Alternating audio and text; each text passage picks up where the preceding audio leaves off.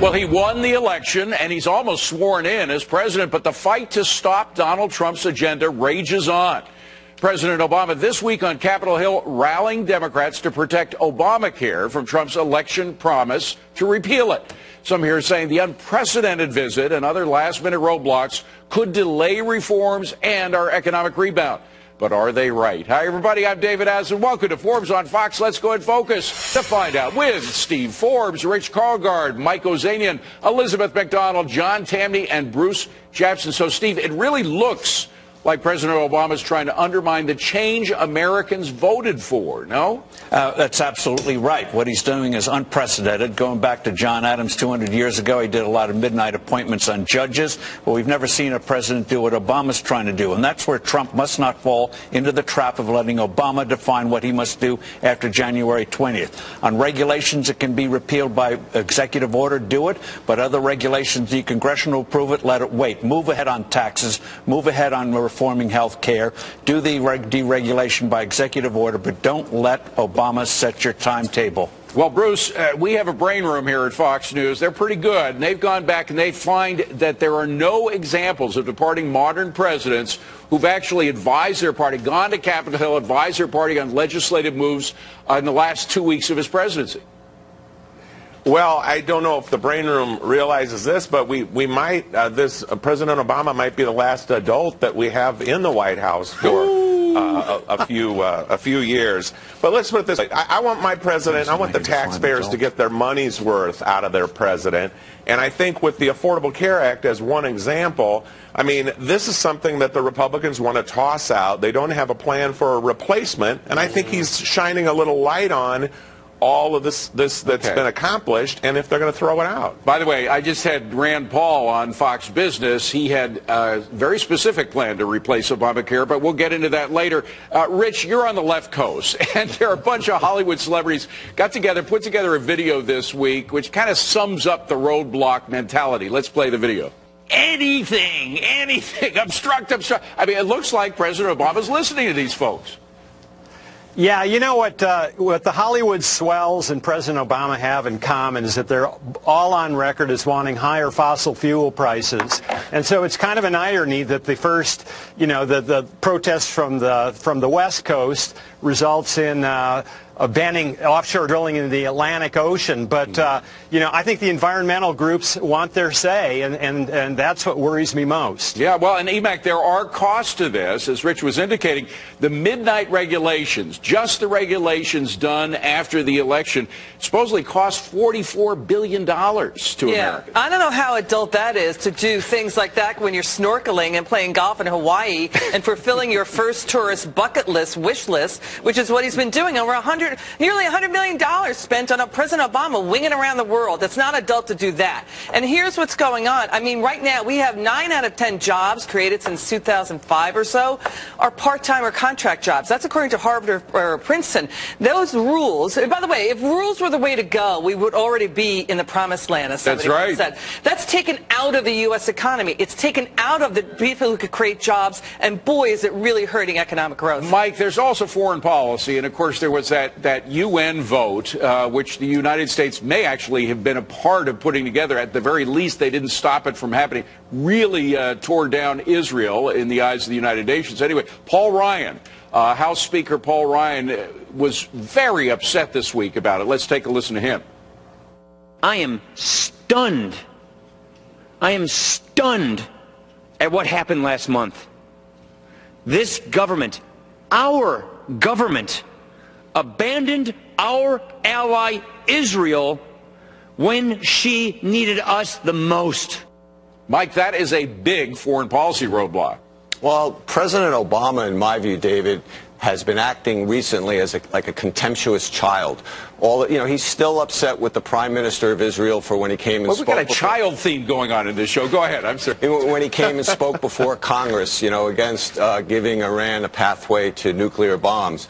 President Obama, for instance, the first time in modern history where the U.S. has no ships deployed, none of our navies deployed, almost saying, okay, go ahead, world, attack us, which is crazy given that everything that's happening in the world. But he's not going to be able to stop Donald Trump from overturning Obama's legacy. It's not going to happen. Donald Donald Trump is too smart, too strong. If he was good enough to do it, they would have stopped Trump from becoming president. But, John, some people say the markets already have maybe not stopped, but gotten stalled as a result of these roadblocks. Over the past 3 weeks, that Trump rally that we saw right after the election, and then it kept going up, really got stalled in the last 3 weeks. It's just been flatlining just short of 20,000 on the Dow.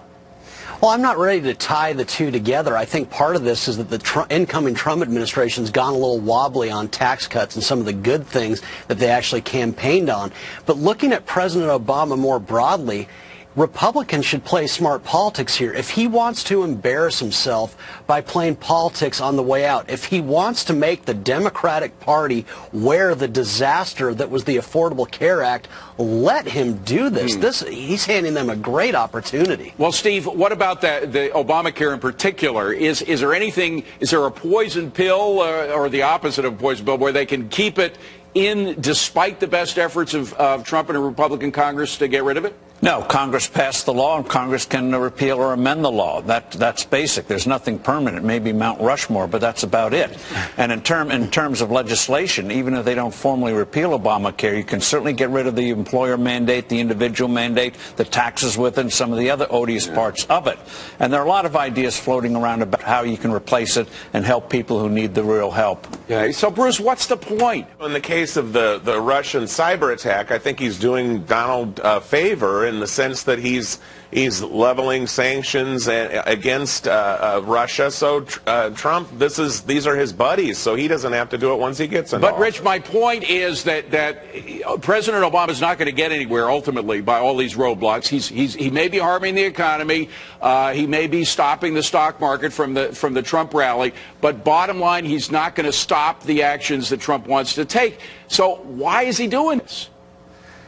Well, because he's a narcissist, and he's doing it for his legacy. But John Tamney's right. This is only going to hurt Democrats in a very vulnerable 2018 Senate election.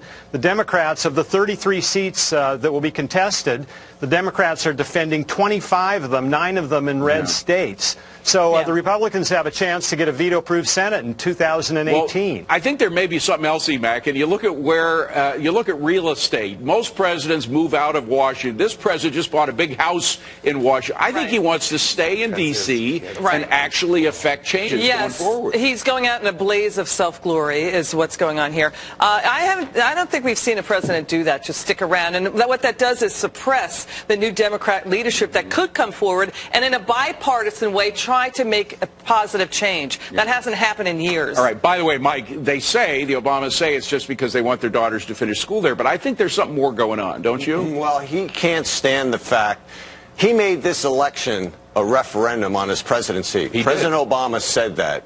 And he got taken to the cleaners, got totally whacked. And look, he's a child, David. He thinks like a child, and he's throwing this little temper tantrum, but it's not going to work. All right, guys, we got to leave it at that. Again, a lot of temper tantrum talk today.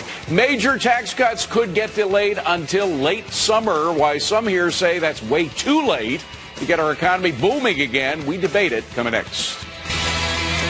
You heard a lot about it during the campaign, an across-the-board tax cut plan to jumpstart the biggest economy in the world on all levels.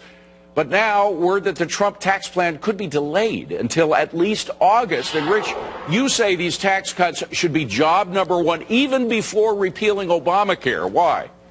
Absolutely job number one, because the best thing that Trump can do in the next 2 years is to unleash entrepreneurs and investment in the United States and get economic growth well up over 3%. We've not had 3% year in Obama's years. We've had this lackluster 2% growth, $3 trillion of economic activity, never happened because of Obama. Growth will give Trump political capital, and its growth will create a sweep in the Senate in 2018. So, Bruce, that's why tax cuts have to be job number one, to which you say? Well, I think that the tax cuts he's talking about are going to increase the deficit and the debt, and he has a problem in his own party with that, because Rand Paul this week just said that he would not vote for a budget that included an Obamacare repeal if it raised the debt. But you know what happened in history? I hate to bring up facts like this, John, because they so contradict our friend Bruce, but we had an increase in tax receipts after the Reagan tax cuts, a 34% increase in tax receipts. That goes against the debt. So when you have tax cuts, you can have even more income for the government if that's your interest. Yeah, I'm not saying that's a good thing, but the 1920s, 1960s, 1980s tax cuts reveal that when you reduce the cost of work, you actually get more revenues. Whether or not that brings down the debt is a function of what Congress does. But this is essential. Donald Trump ran on some really bad economic ideas. He ran on some very good ones. The tax cuts were the very good ones. If he doesn't spend his political capital on this, big mistake. Right. There's your slowdown in the stock market. And, Mike, the folks out there, what they need right now is more income. Median income has been going down, and one way to get it would be having to pay less taxes. Look at this. Median income was $58,827. It's now $58,221. It's gone down. We haven't gotten to pre-recession levels, which is really sad. And it's to Rich Colgard's point, why Obama's policies have failed. Take-home pay hasn't rebounded to where it should be.